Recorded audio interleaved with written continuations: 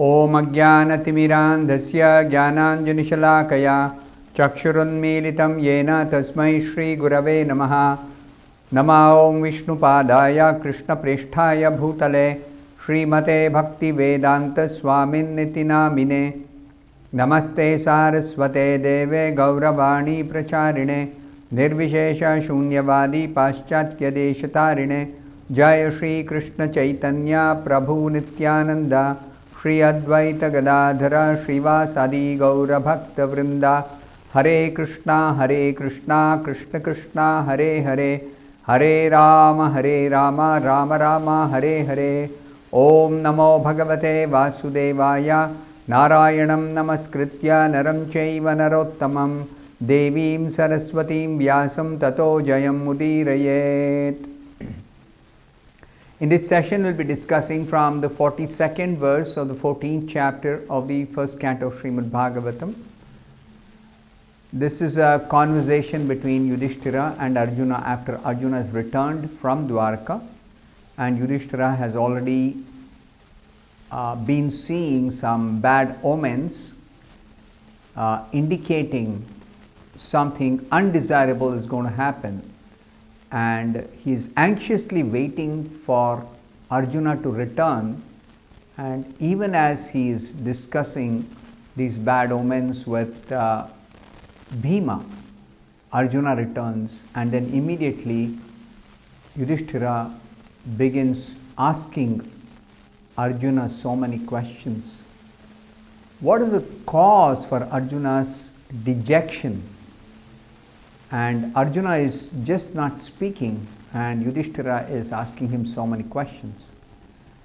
So his questioning continues. Yudhishthira's questioning Arjuna continues till the end of this chapter. We are almost at the end. So this 42nd verse, Kachit tvam nagamo agamyam gamyam vasat kritam striyam parajito vatha bhavan Nottamair nasamai pathi.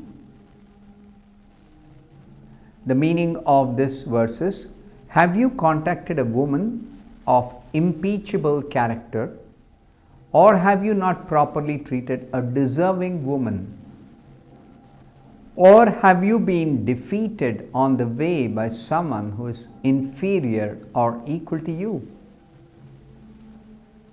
Yudhishthira is trying to find out what is the cause for Arjuna's dejection. So different reasons he is offering, and Srila Prabhupada explains in the purport a very important aspect of the Vedic culture. It appears from this verse that during the time of the Pandavas, free contact between man and woman was allowed in certain conditions only. We are living in the present time where there is too much of free contact between men and women, and that is not very good for the society, for the proper upkeep of the society. This free mixing of men and women is not at all good. It results in so many anomalies. So Srila Prabhupada explains this further. The higher caste men, namely the Brahmanas and Kshatriyas, could accept a woman of the Vaishya or the Shudra community, but a man from the lower caste could not contact a woman of the higher caste. Even a Kshatriya could not contact a woman of the Brahmana caste. Why? Why is this so? That is explained by Prabhupada in the next sentence of this purport. The wife of a Brahmana is considered one of the 7 mothers. This is a Vedic conception. There are 7 mothers who are all respectable by everyone. Who are the 7 mothers? One's own mother, the wife of the spiritual master or teacher, the wife of a Brahmana, the wife of a king, the cow, the nurse, and the earth. We say Mother Earth, Mother Cow. So, these are the 7 mothers in the Vedic conception of mother. And mother means everyone respects, everyone offers respect. So, therefore, that is the reason a Kshatriya could not contact a woman of the Brahmana caste. This we are talking about openly mixing. That was not allowed. Out of respect. It is not a question of curtailing some freedom. No, it is out of respect. Please understand this point. Such contact between man and woman was known as Uttama or Adhama. Contact of a Brahmana with a Kshatriya woman is Uttama. But the contact of a Kshatriya with a Brahmana woman is Adhama and therefore condemned.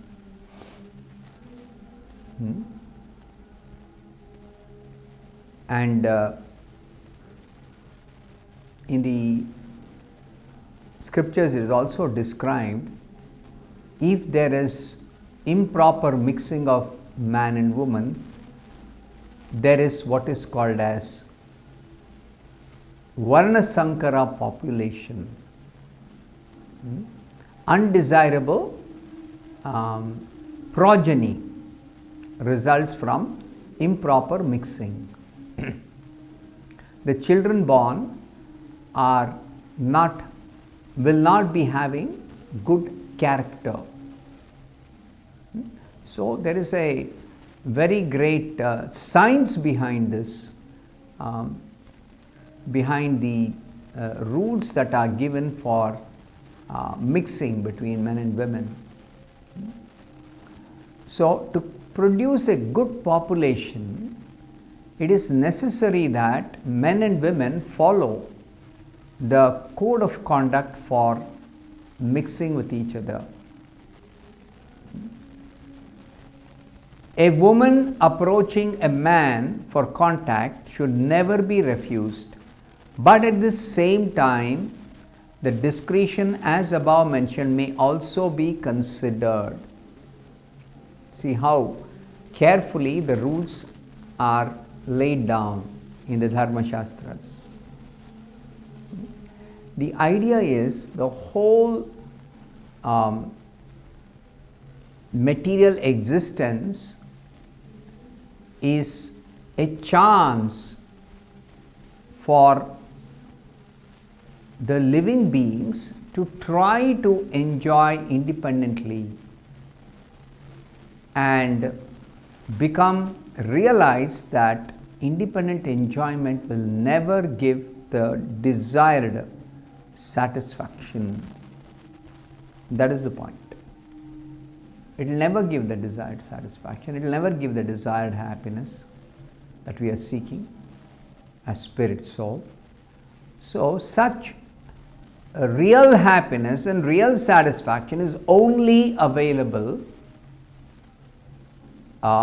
in our association with Krishna. Because Krishna is the reservoir of pure transcendental bliss to an unlimited extent. Therefore, Krishna can fully satisfy us. Krishna can fully make us happy beyond even our capacity, beyond our expectation. Only possible for Krishna. Therefore, the whole Vedic literature is guiding us. The Vedic rules, regulations, directions, restrictions, everything is guiding us how we can actually approach Krishna. You see in the pages of the Bhagavatam, in the entire Bhagavad Gita, in all the Dharma Shastras, there is every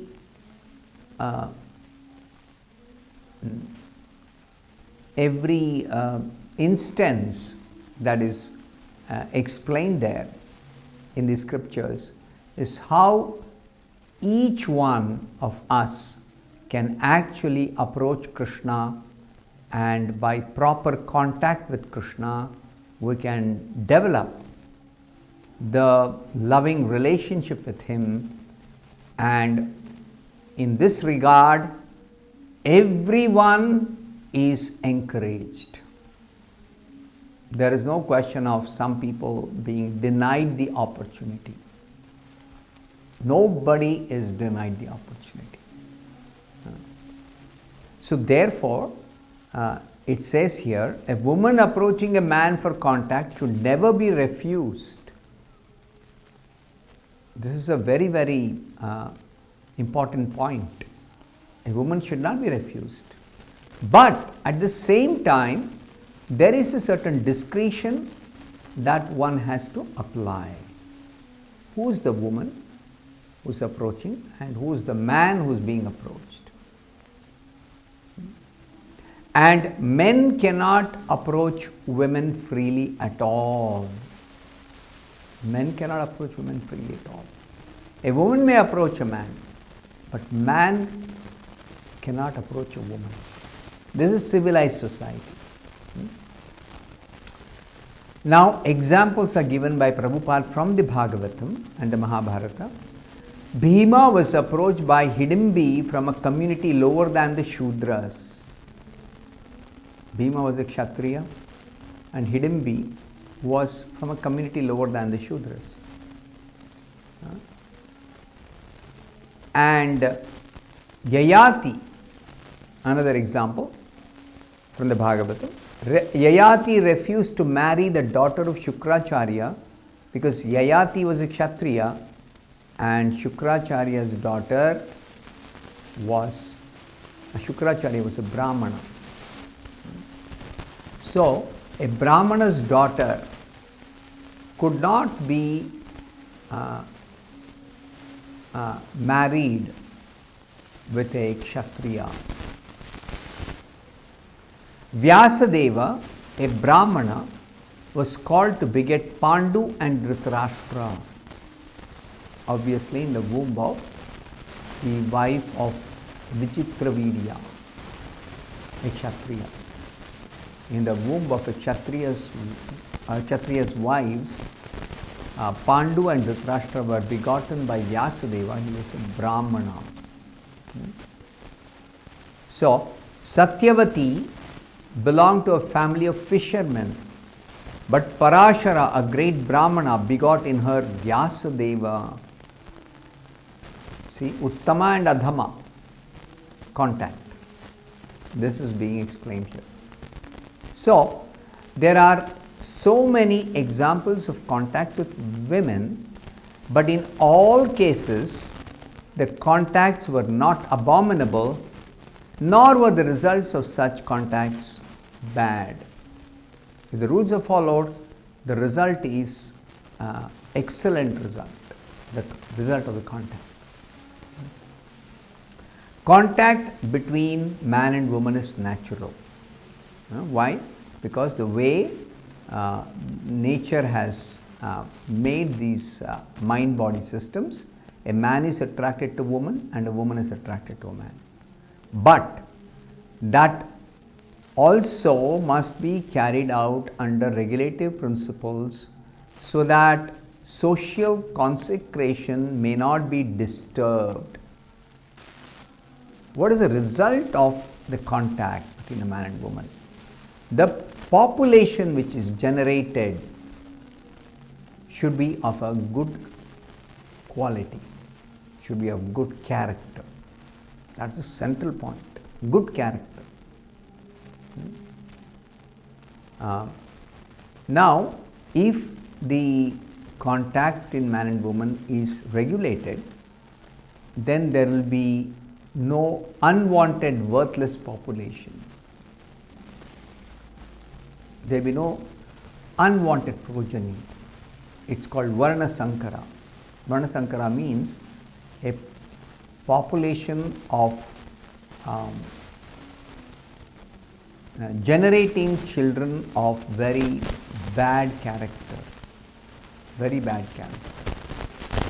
Somebody is born with a bad character, it is not easy to reform, even though there is direction in the Shastra how even those born with bad character can be reformed, but it is difficult.